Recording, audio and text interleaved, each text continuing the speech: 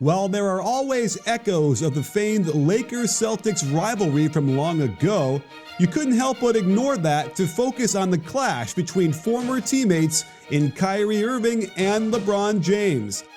And this game seemed over early, but the Lakers kept fighting, the Celtics slugged back, and they gave us the most improbable finish you could ever imagine.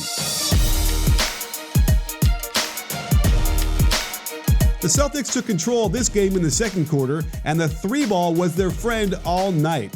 Watch the quick pin down for Tatum catches Lance out of position, literally running circles around Tice as Tatum hops into a wide open triple and a 10-point lead. If you want to see the effect LeBron has on the Lakers offense, it's been reduced to a relatively stagnant attack where he controls the entire possession. 8 seconds go by until they get into something, and LeBron sets up JaVale nicely with the pocket pass. But because there was so little movement, it allows Hayward to help early and pressure the miss. Kuzma was the safety valve back, but he doesn't sprint, and that leaves Jaylen Brown all by his lonesome, and boom with a nice pullback. The Lakers get LeBron ball screening for Rondo, and the pocket pass forces Tice to rotate. This is a simple lob for a McGee slam, or a kick out to either corner for a wide open three. Instead, a wild toss at the rim, and LeBron doesn't hustle back fast enough to recognize that it's going to be him that needs to pick up Hayward in transition. He stops at the top of the key and hopes JaVale can cover for him, which he just about does, but the dump off to Brown is open, LeBron doesn't rotate here either, and the Celtics extend the lead. Ingram gets a good shot on the out of bounds over Kyrie, but when he can't hit it, the Celtics get down quick. It's LeBron's job to get Jaylen Brown here in transition. He simply does not do that, and the Celtics had their biggest lead of the game, and it appears to be over early. However, the Lakers hung in there, slowly chipping away at the lead. Finally, we got some good action out of the Lakers offense as Tyson Chandler sets the step-up screen for LeBron, which leaves Horford shadowing the ball. But then, watch Chandler set this cross screen for KCP. Smart again takes the wrong path, there is no help, and KCP splashes the open shot. The Celtics run a nice curl on the weak side for Hayward, but Kyrie lets this pass sit up a little too much. Great read by LeBron to snatch the pass, and this fast break overwhelmed the Celtics as Ingram sucks Horford in, lobs, and LeBron takes care of the rest. More evidence that LeBron isn't going to strictly run their offense. He ignores Ingram on the wing to dribble it there himself. Rondo and Kuzma have a debate as to who should be cutting the left corner. And LeBron drives baseline, hooks the bounce pass across the court, and Kuzma gets a great look for the corner three, nailing one of his 5 long-range buckets. Each one more important than the last.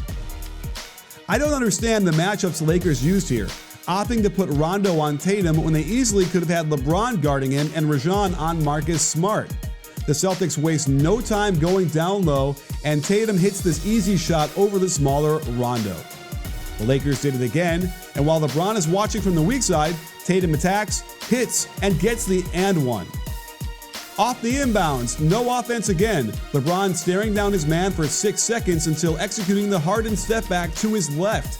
Good defense by Brown, better shot making from LeBron. Up by 5, the Lakers have the Celtics reeling, wondering what had happened to this game. And LeBron patiently gets the pass, surveys the scene, realizes Hayward is guarding him. Someone explain why Hayward's feet are positioned to allow middle penetration. Can you hear me shaking my head? So of course, LeBron blows past him and finishes with the beauty of an off-foot lefty double pump off the glass and LA's largest lead of the night. If you were betting on this game, I can only imagine the roller coaster you were on all night. But make sure you use betonline.ag for all your online sports betting needs. Use my code CLNS50 and get a 50% cash back bonus on first deposit. Head over to clnsmedia.com/win and make your bets with betonline.ag, your online sportsbook experts. Let's jump to the finish, because that's what we're all here for. Trust me. The Celtics have a 3-point lead with the ball, and a double ball screen out top catches JaVale hopping into a hedge. Easy split for Kyrie, and LeBron has a decision to make. He's not supposed to help one pass away, especially off a 41% shooter in the corner. The help should be coming from the lowest guy on the weak side, but Ingram is asleep. LeBron chooses to help, and it backfires as it leaves Morris wide open with what should be the game-icing three-pointer, giving his team a 6-point lead at home with less than 90 seconds left. The only thing the Celtics can't do here is give up a hyper-quick score. Oh, I meant a hyper-quick three-pointer, but that's the only thing they can't do. So watch Kyrie fall asleep on KCP, and while he recovers, he doesn't get a hand up, doesn't challenge in the air, and KCP gets a clean look and his three took a grand total of 3 seconds. Now can you hear me shaking my head? Kyrie compounds the error on the defensive end by a careless play here out of Horns. Chandler does a nice job to hedge and force him backwards out of an attack. Horford doesn't give him a great angle, but Kyrie forces it anyway and right to Ingram. And this sets up one of the strangest possessions I've seen. Certainly strange in the sense that it ends up benefiting the offense eventually. LeBron has Kyrie on him, which is a poetic matchup if you ask me, and he waits for the clock to wind down, then attacks. Horford rotates well, but LeBron simply loses his dribble. This should have been an embarrassing way to help your team lose the game, but wait! He somehow stays in bounds long enough to get in the air, then amazingly gets rid of the ball just before he lands, and this ball is blindly thrown as hard as he can throw it. It goes right to KCP. LeBron gets back in bounds in the corner. KCP finds him without even coming down with the ball, and LeBron calmly fires this ball up and in, almost as if this was the play all along. This was a shocking turn of events, and now we've got a tie game. The Celtics get an inbound play and run something nice. They rub Tatum off a Kyrie screen to the free throw line. Hayward completely misses him when he first gets open, but Tatum continues to hold his position. Finally, Hayward sees it, and the Lakers are forced to foul and put him on the line. If I said it was crazy in the last possession, you ain't seen nothing yet. The Celtics defend this out-of-bounds play perfectly. Brown is guarding the ball, but expertly takes away the first cut off KCP. Then he takes away the pass to LeBron when they rub Ingram off of him. Tatum is denying Kuzma the pass. The refs count is at 4.5, and Rondo has to let it fly. How this wasn't a game-ending steal, I have no idea, but KCP tracks it down, and it's up to LeBron, of course, to create out top. Terrible spacing as Kuzma and Ingram are next to each other, allowing Horford to help with Tatum guarding 2 players in the corner. Brown also got sucked in from the weak side, and LeBron makes the right decision to kick to the corner. But Morris pursued well, although he gets out of position immediately and gives up middle. Tatum does a nice job to try and challenge in the air, but good fake from Ingram. What Tatum does not do well is rotate in the air and land in a sprinter stance. It's his job to get right back in the play and find the open player closest to him. In this case, it was Kyle Kuzma. Check the gorgeous hop, perfect rhythm, wide open shot, and it drops clean through the net, giving the Lakers a 1-point lead. What? Down 1, the Celtics cannot wait. They have to get the best shot they can as soon as they can, and I'm not sure what type of ball screen this was from Tatum, but it worked, giving Kyrie half a step on Kuzma.